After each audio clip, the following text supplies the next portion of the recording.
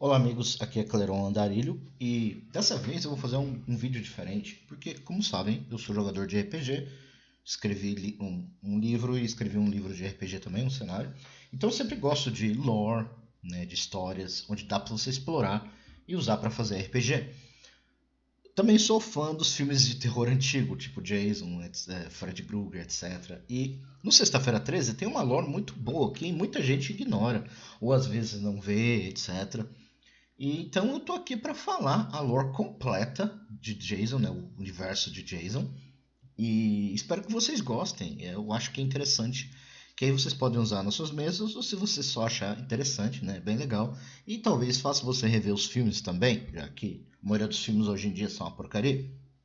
E vamos começar aqui. Não vou entrar em detalhes de produção e coisas do tipo, mas vou focar mais na lore do Jason, coisa que a maioria das pessoas não conhece, viu? Isso eu posso ter certeza, a maioria dos canais nem segue ou não tenta colocar uma ordem cronológica na história dele. Mas vamos lá?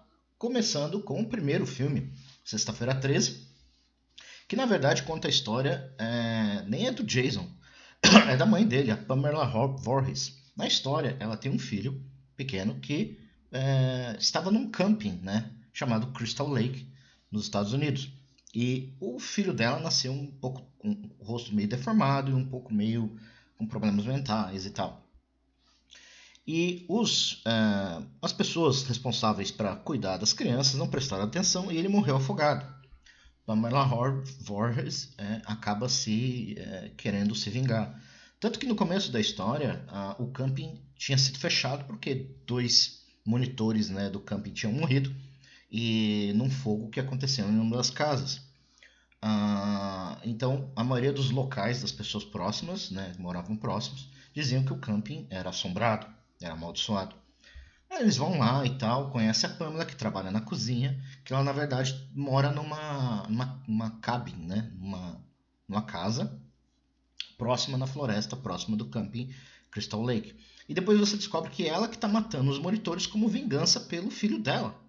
No final, um dos monitores, em própria defesa, acaba matando a Pamela Voorhees, cortando a cabeça dela com um facão. E aí encerra o primeiro filme. A questão é que o Jason, na verdade, ele não morreu. Ele sobreviveu, né, do afogamento, ele conseguiu escapar e cresceu sozinho no meio da floresta, numa casa isolada, né? E quando ele encontrou a cabeça da mãe dele, ele colocou ela num altar como se ele tivesse, sabe, como se diz, idolatrando ela, né? Como se ela fosse uma deusa, etc. Ela colocou lá, fez um altar com a cabeça da mãe dele. E ele começava a atacar todo mundo que aparecesse no camping, né? Obviamente, esperam uns anos, as pessoas que morrem, né, descobriram, mataram, né, a Amanda Voorhees, a assassina foi encontrada, então caso encerrado, e as pessoas acham, não vai ter mais mortes. Aí eles reabrem o camping. Nessas sequências dos filmes, Jason, na verdade, ele começa a matar todo mundo no camping que, né, não só porque deixou ele quase morrer afogado, mas também mataram a mãe dele. Então é uma forma de vingança. Ele começa a atacar e pegar as pessoas. A maioria das táticas dele é só furtividade e surpresa. Ele não tem nenhum poder sobrenatural. Entre os filmes 2, 3, até os, se não me engano, 4 ou 5, os sobreviventes escapam, mas nunca encontram o Jason. Ele sempre escapa. Né? As pessoas acham que matam ele sobrevive, né? Eles nem chegam a dar ataques mesmo muito danosos nele, né? Ou certeiros. Ele escapa e fica aquela coisa da maldição. Como aí entra aquele pouco de história, né? De burocracia e polícia que preguiçosa. Eles falam, não encontraram, as pessoas falam, é o Jason, etc. Não encontram nada, passam adiante, passa um tempo, reabrem o camp. E assim por diante. Tem uma cena até de um dos filmes que o Jason é atingido, as pessoas acham que ele morre, ele no necrotério ele escapa, começa a matar as pessoas, indo de volta para o camping, né? Indo de volta para Crystal Lake, onde é a casa dele, ele começa a matar todo mundo no meio do caminho. Aí chega, entre essas partes, chega no episódio que é considerado Final Chapter dele. Nessa época temos Tommy Jarvis e a irmã dele, a irmã mais velha dele. E na verdade, uma das parentes dele. E o Tommy Jarvis, quando ele era garoto, ele volta tinha uns 12, 13 anos. O que acontece é que ele começa a matar todo mundo, mata a família dele, né? E no final, o Tommy Jarvis consegue pegar um facão e acertar o Jason e matar ele. Né? Tem a própria cena que o Jason dá uma mexida, né? Mesmo de levar um facão, ele dá uma mexida. Aí o Tommy Jarvis, desesperado, pega e começa a atacar com tudo, né? Atrocidar o Jason, etc. E aí, realmente, Tommy Jarvis mata o Jason de vez. Ele realmente morre aí. Porque até então ele não era um morto-vivo, ele era vivo. Né? Ele simplesmente atacava com furtividade e fugia. E nessa aí ele realmente mata. Só que é aquele negócio, ele fica extremamente perturbado por causa disso e ele vai para uma instituição, né, mental. E aí que entra o Sexta-feira 13, parte 5, Um Novo Começo. Nessa história ele está num instituto mental, né, se recuperando, e o Jason começa a aparecer e mata as pessoas de novo. No final, o Tommy Jarvis consegue matar esse cara, mas não era o Jason. Era um outro cara fingindo ser o Jason para esconder uma série de assassinatos que ele estava fazendo. Por outros motivos, né? Um assassinato passional, então ele quis usar a história, meio Scooby-Doo, ele quis usar a história do Jason para matar várias pessoas e disfarçar, né, o próprio assassinato dele. Tommy Jarvis mata esse cara, né, e escapa de novo. A questão é que no final do filme, Tommy Jarvis aparece com uma faca e com a famosa máscara do Jason.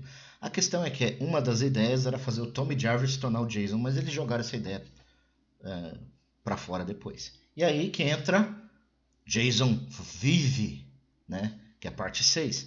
Tommy Jarvis, já adulto, dessa forma aqui a imagem, ele vai ver realmente se Jason está morto. E ele vai até onde está o túmulo do Jason, né? E o Jason, um raio cai e o corpo do Jason volta, ele volta como um morto-vivo. Ele volta para o Crystal Lake. Isso anos depois. Então Crystal Lake funciona normalmente como um camping, com adolescentes e crianças pequenas também. Aí o Tommy Jarvis encontra uma garota lá que trabalha no camping e no final ele consegue, ela consegue prender uma corrente no Jason e jogar ele dentro da água, onde ele fica preso lá dentro da água do Crystal Lake, indicando meio que a água é uma das coisas que ele tem medo, onde ele pode realmente ficar preso. Tommy Jarvis sobrevive de novo e ele se torna o cara mais odiado pelo Jason. Por quê? Não só ele é o cara que matou ele originalmente, mas ele é o cara que escapou dele 3 vezes. Então Tommy Jarvis se torna um dos inimigos principais do Jason. Em seguida, chega o parte 7. O que acontece é que, com o fim do Jason, passa-se anos, a Tina, ela morava numa cabine, né? Numa casa, né? Numa casa de veraneio próximo ao Crystal Lake. Mas ela sempre nasceu com poderes telecinéticos, poderes psíquicos. Ela, sem querer, acaba matando o pai dela com os poderes que acaba destruindo uma doca e afogando o pai dela.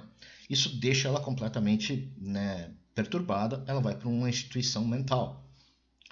Entre essas viagens de instituição mental, ela acaba indo para o Camping Crystal Lake. Porém, o barco bate e corta a corrente e prendia o Jason dentro da água. E o Jason escapa e começa a matar todo mundo. Quando chega nela, ela acaba usando os poderes mentais para derrotar o Jason. Ela começa a empurrar o Jason, jogar as coisas no Jason, etc.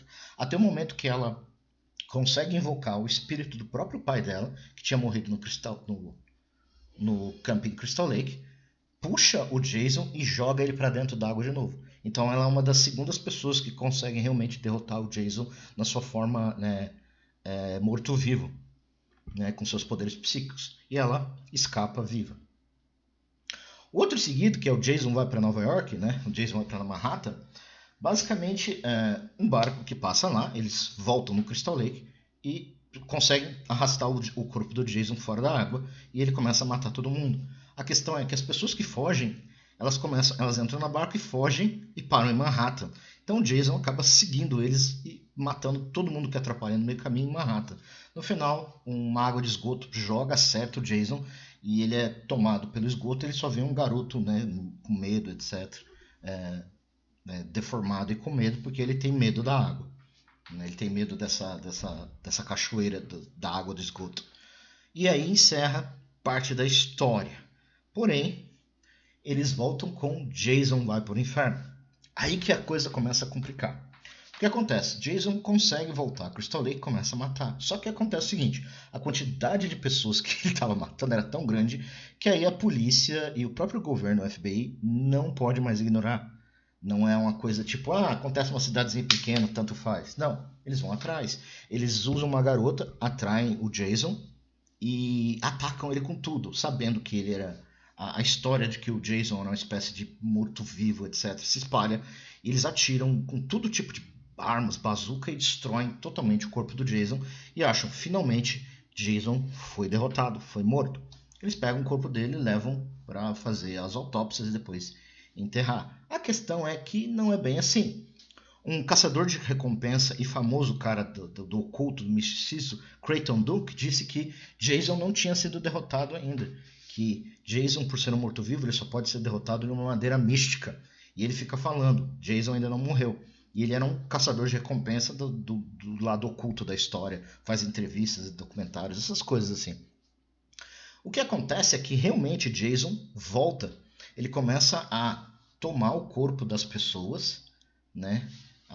Um dos paramédicos que estavam, dos caras no necrotério que estavam cuidando do corpo dele, é levado a comer o coração e ele começa a possuir o corpo das pessoas e passar. A questão é que, conforme ele vai possuindo o corpo vai se desfazendo, porque ele só pode se tornar totalmente, né, completo, né, suas habilidades e a sua forma completa, se ele estiver no corpo de alguém com seu próprio sangue, né?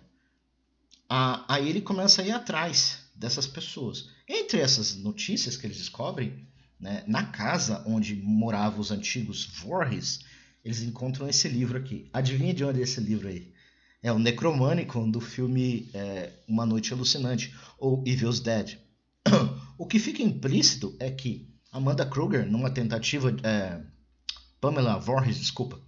Pamela Voorhees, numa tentativa de trazer o Jason de volta, apesar ela achar que ele estava morto, ela usa a magia do Necromânico para trazer ele de volta.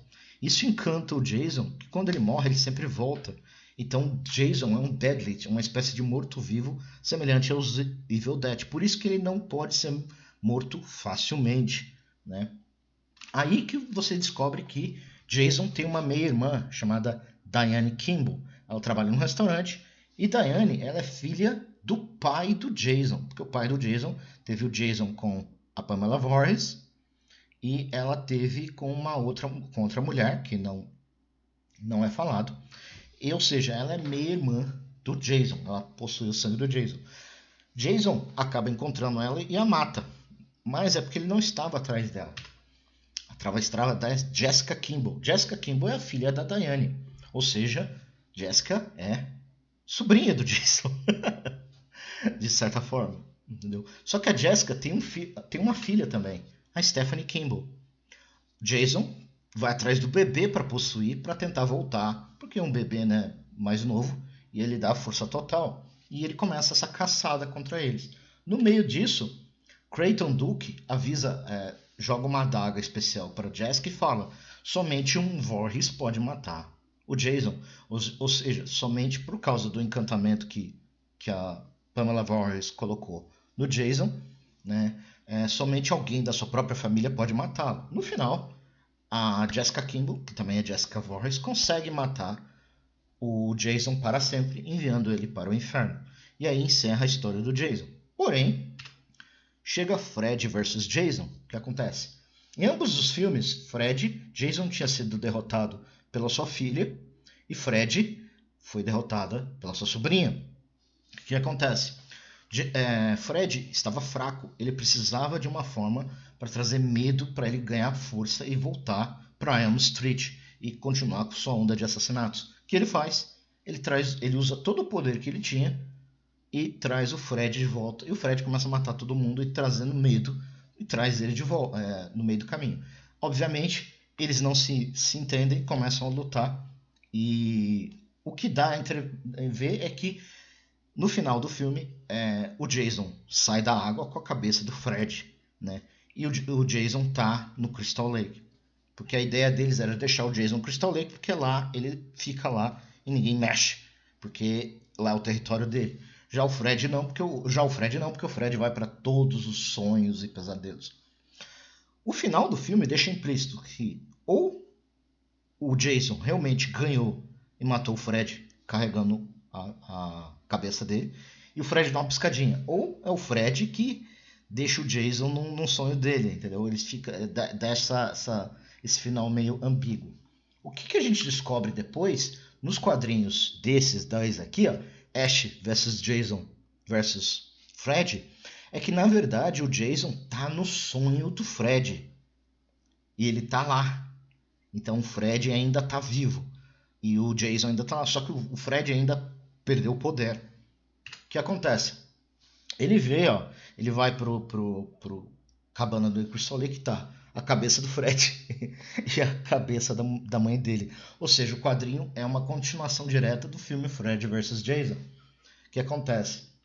O próprio Fred aparece e fala o seguinte: vai até a cabana e pega o Necromanicon pra mim. Porque aí Fred pensa: vou pegar o Necromanicon e usar o poder dele para eu voltar. E o Jason vai fazendo isso. No final, no final dessa batalha, né, o Ash consegue derrotar o Jason, manda ele de volta para o Crystal Lake e consegue derrotar o Fred, prendendo ele dentro do Necromanicon, igual ele faz nos filmes Evil Dead, nos filmes, né, de volta não, Uma Hora do Espanto. Então, basicamente é assim que ele vence. Porém, tem a continuação. Tem um outro quadrinho depois exatamente disso aí, que é o Ash vs Fred vs Jason parte 2, que é uma continuação alguns meses depois. O que acontece? O Fred, né, o Fred ainda está vivo de certa forma. E a mãe, ele começa a ver a fantasma e o Jason não tinha sido derrotado ainda, porque ele ficou preso no gelo do Crystal Lake. Mas ele só foi jogado lá, não foi um Voorhees que o matou. E ele fala, vai lá e traz o Necromânico, vai atrás do Necromânico lá. E ele começa aí. Só que o que acontece é o seguinte, o governo americano começa a se interessar com o Voorhees, mas não por causa do Jason Voorhees, por causa da sua capacidade de regenerar. Não, eles vão atrás do Necromanicon e tentam usar o poder dele, né? E eles começam a estudar o poder dele. Só que aí tem uma cientista, né, uma doutora, que é a doutora filha do Fred. Ela encontra o Tony Jarvis e ela tenta reunir todos os sobreviventes, tanto das batalhas com o Fred quanto as batalhas contra o Jason, se juntando e usando as suas habilidades, eles conseguiam tentar derrotar o mal do Fred e o Jason para sempre. Esse é o plano dela. O Tommy Jarvis recusa porque fala que ele trabalha sozinho, né? Só que o governo americano encontra o Necromânico, eles conseguem encontrar o Jason foge, o Jason mata todos os agentes e acaba fugindo, mas eles encontram o Necromânico. Eles pensam, vamos os traduzir e usar o poder do Necromânico. Obviamente, governos fazendo o que fazem de melhor, né? E eles começam a usar máquinas específicas para traduzir o Necromânico e usar o poder dele. E eles trazem de volta ele. Adivinha quem ele é? Ele é o Fred. Fred, só que na versão humana, na versão viva humana dele. E ele fala, e o que eles querem é usar o conhecimento que o Fred tem para poder usar o poder dos sonhos, da mesma forma que o Fred usou. No final, depois de várias e várias batalhas, o Jason, né, o Fred recupera o seu poder, usa o necromânico, entre outras coisas. No final, a Stephanie Kimball, que é essa garota aqui, é a garotinha lá, lembra? Lá do comecinho que o Jason tentou, o bebê que o Jason estava tentando possuir. Então ela cresceu e no meio dessas batalhas, o Fred, para evitar, dá um sonho e dá a máscara e um facão para ela. Fala, está no seu sangue ser um assassino que nem o Voorhees e tal. O Tommy Jarvis enfrenta o Jason completamente regenerado. E ela aproveita, aparece e ela corta o Jason. Ela consegue, né, cortar o Jason com um facão e o Tommy Jarvis corta a cabeça do Jason. Como ela é uma Voorhees também, Jason é finalmente morto e o Tommy Jarvis é o único que consegue matar, porque foi o único que matou o Jason quando ele era vivo. Então ele também consegue matar junto com a Stephanie Kimball. Eles conseguem matar o Jason para sempre no final desse quadrinho. E basicamente termina a história aí, com o Jason completamente morto. Pela familiar dele, né? Pela sobrinha dele, né? E pelo Tommy Jarvis, que é o cara que matou ele desde o começo. Então meio que convergiu para essa batalha final que encerra a história do Jason. Tá? Então basicamente isso. Isso terminou no quadrinho, mas nunca teve continuação, porque todos os filmes do Jason depois foram basicamente restart ou remake da sua lore, da sua história original, de uma maneira um pouco diferente, né? Mas tá aí a história do Jason, que se você prestar atenção, ela é bem interessante até, ela é bem legal. E no final foi um familiar dele, somente o Voorhees pode derrotar um Voorhees, e o primeiro cara que realmente o matou, que foi o Tommy Jarvis, consegue matá-lo novamente. Né? Então eu achei legal essa junção das duas profecias, né? O cara que realmente matou ele na verdade, na primeira vez, e uma Voorhees que, né, pela maldição, somente uma Voorhees poderia derrotar o Jason, e os dois juntos matam o Jason para sempre na história. Desde então nunca teve uma continuação dos quadrinhos. Então, tecnicamente, de acordo com a lore oficial, Jason realmente morreu e nunca mais voltou. Tá bom, gente? Espero que vocês tenham gostado, espero que vocês tenham entendido a lore. E quem quiser os quadrinhos, você pode encontrar aí na internet os quadrinhos, né? Ash versus Fred versus Jason. É bem legal. O primeiro tem uma qualidade de desenho melhor, mas a história é mais ou menos. O segundo tem uma história mais da hora, mais sabe, Vingadores. E só que a arte é um pouquinho um pouquinho inferior, né? Mas eu gosto mesmo da lore. E se vocês quiserem, eu faço do Fred também qualquer dia desses, tá bom, gente? Por hoje é só. A gente se vê outro dia.